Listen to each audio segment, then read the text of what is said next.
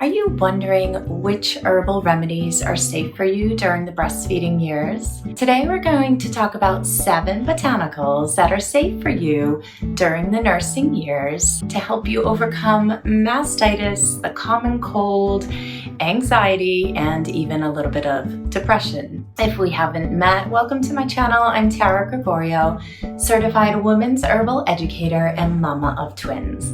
And on this channel, we talk about natural remedies for women and children's health. So if you haven't already, hit the subscribe button and the bell to be notified of my new video each Tuesday. So let's dive in. This video is part of a 4-part video series for breastfeeding herbal remedies. So if you didn't see last week's video, head over there to learn about the 4 simple steps to make you feel more comfortable using herbal medicine during the breastfeeding years. There's a lot of anxiety and stress and fear about using herbal medicine while you're breastfeeding, and I completely understand. I used herbal medicine for 7 years before I had my twins in 2013, and when I had them, I was so afraid of using herbs with them. I was afraid I was going to hurt them. So I'm here to put your anxiety to rest.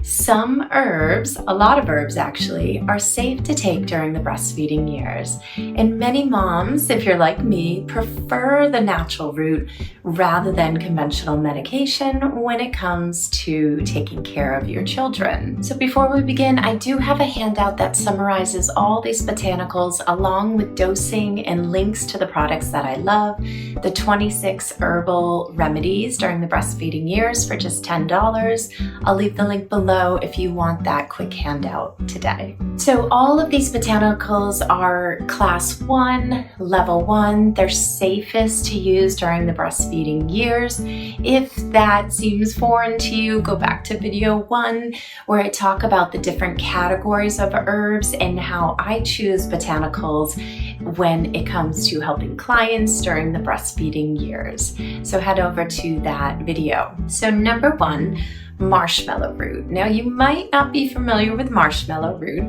but Thea officinalis soothes leaky gut syndrome, and it's likely safe or class 1 botanical. Now what is leaky gut syndrome? So many women, including myself, after childbirth get bloating, constipation, diarrhea, inability to digest gluten and dairy. Those are some symptoms that people with leaky gut syndrome struggle with. Within this year, we're going to talk about how to heal that. So I'm working on some programs to help you heal your digestive issues. But right now, marshmallow root is soothing to the digestive tract. It covers the tissue from mouth to anus. I know. It's big words. So when you have diarrhea, when you have a scratchy throat, when you have bloating, you might consume some marshmallow root. And it's also anti-inflammatory, but known to increase your milk supply. It also helps with interstitial cystitis, UTI, vaginitis, but it may reduce other medications. So just take it at a different time if you're taking medications as well. Now, because it's a root, you do want to make what's called a decoction. And all that simply means is that you're placing about a tablespoon of the root in, say, 2 cups of water, bringing it to a boil, covering it, and then turning down the heat for at least 20 minutes. So you have to cook the root in order to extract the properties from it. Now you might be able to find powdered marshmallow root, or if you're not breastfeeding or when you stop breastfeeding, you can look at a company, Traditional Medicinals throat coat, or you might be able to find some teas out there just to make your life a little easier. But the best medicine is when you buy the herbs wholesale, if you have the time, and make the decoction from home. So number 1 is marshmallow root. For chronic diarrhea, constipation or bloating, nutritional deficiencies, fatigue, headaches, skin problems, eczema, or joint pain. So it actually may help your baby as well if they're struggling with eczema. Number 2, my favorite botanical for women's health is milky oat tops during the breastfeeding years. Now in video 1, how I choose herbs and how you can feel safe using botanicals, I brought up this concept that if you have a gluten sensitivity, you may be, a little aware of milky oat tops when you consume it. Personally, I haven't had that experience, but that has been brought up. So just consider that if you have celiac, you may avoid milky oat tops. If you have a gluten sensitivity, you might be okay with it. So milky oat tops, great for the nervous system. It also increases your milk supply, soothes insomnia, nervous exhaustion, stress, tension, and irritability. So milky oat tops are great as a tea because they're very nourishing, and also for long periods of time. So not just in the acute situation, but to drink the tea daily along with stinging nettles, which is another botanical that I love during the breastfeeding years. Watch this video to learn about stinging nettles and milky oat tops, the one daily tea I would suggest every day for you to soothe your nervous system and increase your milk supply. You can also consider just adding oatmeal to your diet every single morning. It's soothing to the digestive tract. Look for gluten-free oats, of course, and it may reduce constipation as well. 3, stinging nettles. So we talked about that, but stinging nettles are filled with vitamins and nutrients. It's a tonic. It's also the #1 medicine for allergies, seasonal allergies, and considered a class 1 or safe during the breastfeeding years. Watch the stinging nettles video. I'll put the link below to see how you need to consume the stinging nettles though in order for it to work for seasonal allergies. So keep in mind you need freeze-dried stinging nettles. The tea may help you. Some women say that it does help them, but if you get really bad allergies, we need to address your gut health and consume the freeze-dried stinging nettles. So number 2 is stinging nettles. If you don't know what they are, you might brush against them in the summertime and they sting you. They have a red stinging sensation when you touch them, but when you cook them or they're dried, the stinging goes away and they're filled with so many vitamins and minerals. They also help relax the nervous system. It is contraindicated during pregnancy, but many pregnant women have consumed nettles with no report of increased uterine activity, miscarriage, or malformations in the offspring. So even though it's contraindicated during pregnancy,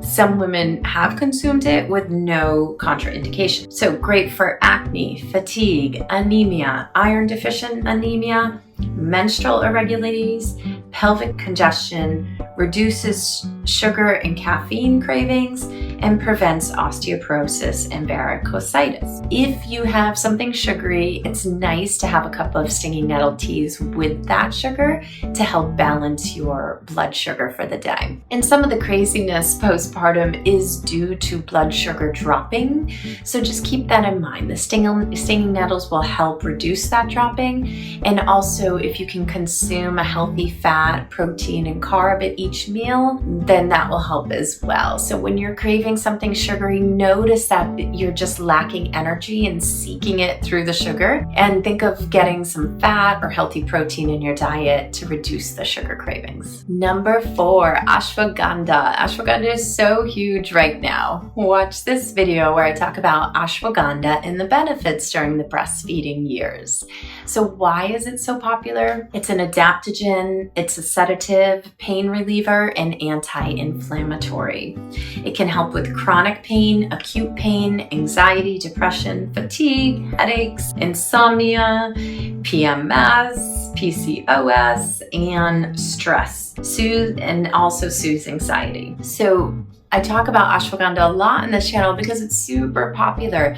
One of the biggest questions that I get though is, can you take it during the day? So yes, you can take it during the day. You can also take it at night, or if you wake in the middle of the night. Now I prefer taking tinctures, but some mothers do have benefits with these supplements as long as it's a high quality supplement. So again, check out the link below for my video on ashwagandha to see if it's the right botanical for you. Number 5, calendula. It is antimicrobial and anti-inflammatory. Externally, on the skin, on the body, it's an amazing herbal remedy to heal cuts, scrapes, hemorrhoids, scratches, cracked nipples, postpartum, your vaginal dryness, or perineal care during the postpartum time. So it's an amazing botanical as long as the cut is clean, the skin is clean, because what calendula does is seals over it, so it will create more skin tissue on top. So just make sure that the skin is clean before adding calendula to it. I also love the homeopathic remedy calendula. That is a homeopathic remedy of calendula in the bottle. Great to use externally during the breastfeeding years, and you would apply it to, like I said, cracked nipples, diaper rash, any skin complaints, any skin concerns. It's the #1 botanical you should have in your home for eczema, any rashes, any cuts and scrapes as your children get older. A great remedy. Think of adding calendula. Number 6, chamomile.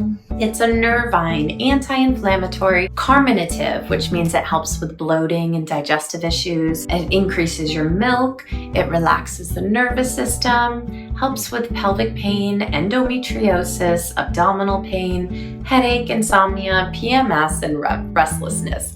So in Croatia, it's the first botanical they give new moms who have just birthed their child. They would say, did the mom have chamomile yet? So it's the #1 botanical to integrate during the breastfeeding years, as long as there is no allergy to chamomile. So just keep that in mind. It's also great for babies dealing with colic, right? So in those colic remedies, you might see chamomile there. It's great for teething years as well. So this is another amazing botanical to have in the house. Now, I prefer purchasing the loose leaf teas from any herbal company in your area, but I do like mountain rose herbs, and store it in a glass jar in the cabinet away from the light. So you can make a cup of hot tea, cool it down, and add it to your baby's bottle if they're struggling with colic and indigestion. Also for mom, you tend to get a little bit bloating too during the postpartum time. Sip on chamomile tea with some honey and notice your nervous system relax instantly. And number 7, echinacea. Do you know echinacea?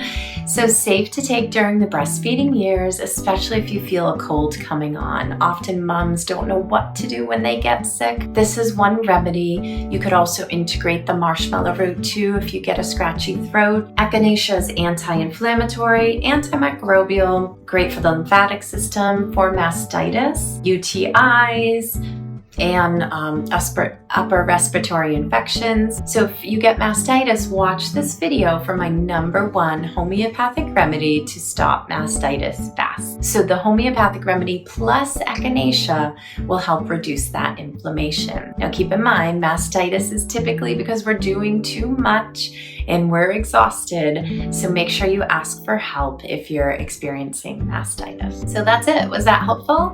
These are the 7 must-have herbal remedies during the breastfeeding years.